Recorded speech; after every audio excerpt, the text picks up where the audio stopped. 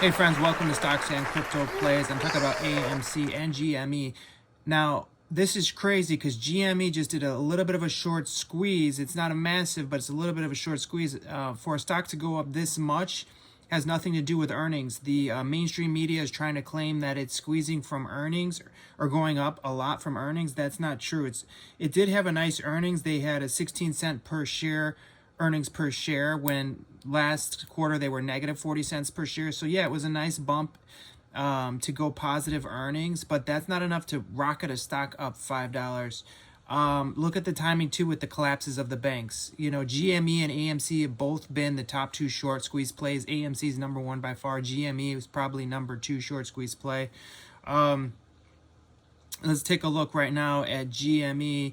Well, AMC is up 3% and then another 3% after hours. I like how it had a jump after hours. Very interesting. Ape is up 8% today and 2% after hours. And then you take a look at the GME. That's the story of the day. But it's good news for us also, friends, because you can see the banks can't keep these stocks shorted anymore. So you look at GameStop, it's up $5.60 after hours. Up 78 cents during trading hours. What a massive run. $5.55 up just like that. Just like that in an instant. You think AMC can't do that? Believe me, it can, and it will, and it's going to do a lot more than that. The volume on GME is only a 300% increase. Yeah, that's really nice, but the average volume is 3.54 million. The volume today is 9.8 million. Yeah, so it's a nice spike, but AMC is much bigger. If you take a look at AMC, it's a much bigger ball game. Let's look at the volume of AMC. Our average volume, just the average volume is 25 million. Okay, and we had low volume yet again today, 17 million. So very soon, friends, very soon we're going to get a high volume day, probably in the $150 million volume range, and that's when you're going to see a massive spike in the price. Yeah, so breaking news here is GME.